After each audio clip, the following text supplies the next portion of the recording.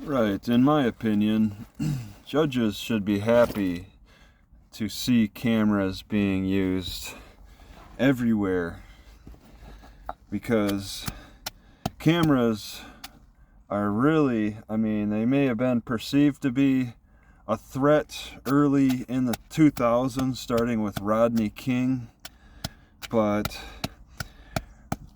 people will be begging for cameras to be used more often as AI gets better, because you could see a lot of fake videos. We've all seen Will Smith eating spaghetti back in 2022, and it looked clearly fake. But now, and in the future, it's looking more and more real. And Will Smith was not a part of that. I think he might have made a joke video about the early version. But these AIs from all different kinds of companies are getting better and better and can fabricate more and more.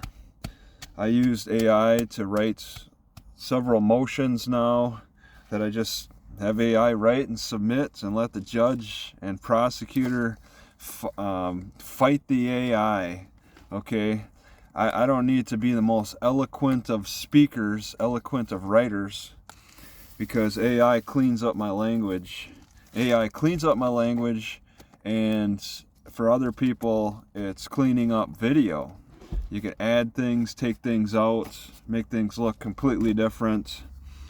And you want to use video and use the metadata out of that video to record the actual events that you can actually bring into court. When and will be the first time somebody brings in a fake video into court. It's gonna happen. And you'll have people begging for the real video. But around here, they just don't know. I talked to, I'll just say, anonymous official claiming not even really knowing AI, and that's a lot of people around here just don't understand what AI is, and it's gonna blindside them. You don't want to fall behind on this technology. I'm keeping up. I'm watching the latest updates because it's happening on a daily basis. There's something new, several new things. There's guys that have dedicated news channels just to the changes in AI. It's pretty incredible. And I look forward to it. It's exciting to see. You see, a couple months ago, one company's doing really good. It's at the top of the list for intelligence. And then the few months later, somebody else goes above them. Like, I don't know, let's say Claude was at the top ranks, got above ChatGPT or OpenAI a little bit. Then suddenly Google Gemini, like recently, Google Gemini 2.0, which is to come out. It hasn't quite, or some people, it's out on a limited basis.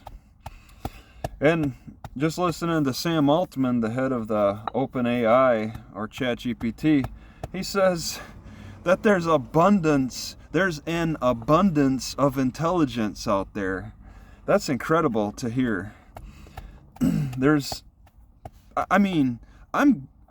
I don't understand something, I'll try to get a little bit of an idea from another person, but I'll take what they have to say to me and I'll plug it in the ChatGPT to get a more thorough answer. People are saying that the doctors don't explain nearly as much as what an AI does, or ChatGPT. In my opinion, I refer to ChatGPT as the ultimate AI. Even though there may be better, some people say Grok, some people say Cloud, some people say Gemini, Google Gemini. But they're neck and neck. It's like, I'm okay with just sticking with ChatGPT just for the accessibility. So we can work with them all. There's Perplexity I've been playing with because people say that's okay. But videos and pictures and all of that can be fabricated, and you'll want to have the actual documentation, the metadata, the original source available to prove that it's real, that the video was real. Okay, I mean, anybody can fabricate video. Cops can do it for their own body cams. So getting down to that, the very metadata, the original source, people, and in the courts should be more welcoming to video, okay? Because all I need is a little bit of Cloyd Benjamin's voice, which he left a message on my phone a couple of weeks ago, and I can fabricate his voice. I can use his image, use his voice, and say whatever. You know, I'm a dirty prosecutor, and all I want to do is mess people up, mess people's lives up. I mean, I could have an AI do that, but I think it's got a paywall. I think it costs a little bit of money. This is something for people who got the money, who's willing to spend that kind of money on. But it can be done, all of that, and that's really going to disturb the truth. I mean, recently, suddenly I start seeing all these new historical photos popping up on Facebook about various things that I've never seen before. I spent a lot of years, I'm older, I spent a lot of years looking at old pictures from Time Life magazine and National Geographic and all kinds of various sources. And then suddenly all these new old photos are popping up on my feed and Facebook. And I think it's pretty clear a lot of them are AI. Maybe touched up old photos, but there's definitely looking to be AI influenced old photos. You know, that could have happened, but I mean, there's a limited amount of old black and white photos back then. And I was, for a long time, I was seeing like a lot of the same ones repeatedly over and over when I look at old war photos, old just pioneer life photos. But suddenly I'm seeing all these new pioneer photos. And when are the old new war photos going to come out? Like, there was talk of on D-Day how there was photographers losing all kinds of images, losing their cameras and stuff, getting blown up or washed out to sea or something. There was talk about that. And there's probably, you know, old Civil War photos that were taken, maybe just look perfect, but they just got destroyed somehow. Maybe a cannon blew them up or something. And now AI can just create it. You know, there could be a written description, just like how text to image is used. You could just put in the description for texts, make an old Civil War photo of a grand scene or a field full of dead bodies.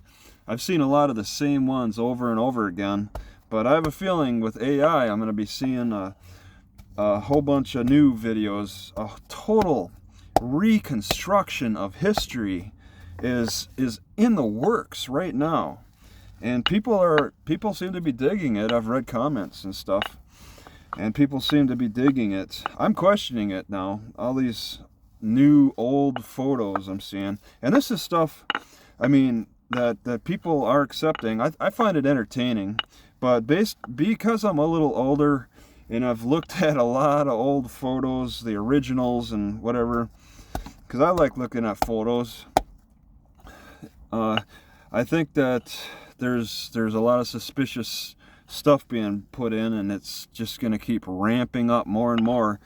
And the courts, in my opinion, should be celebrating actual original documentation with cameras.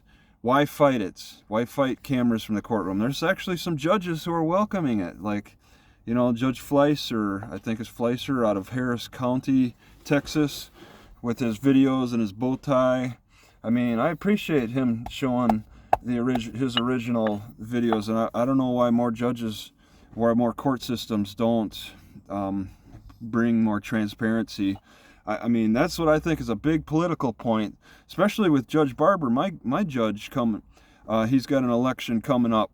That's the first question I would want to ask him, as if I were to consider electing him, is how transparent are you? All right, are you for transparency? Clearly he's not. He took my freaking tablets from me, and all I was left with was an empty notebook and pen sitting before him, asking me if I'm ready to go to trial. That's ridiculous. So I'm just giving my opinion as I'm smashing my breakfast this morning with my mortar and pestle, and that's all I have to say.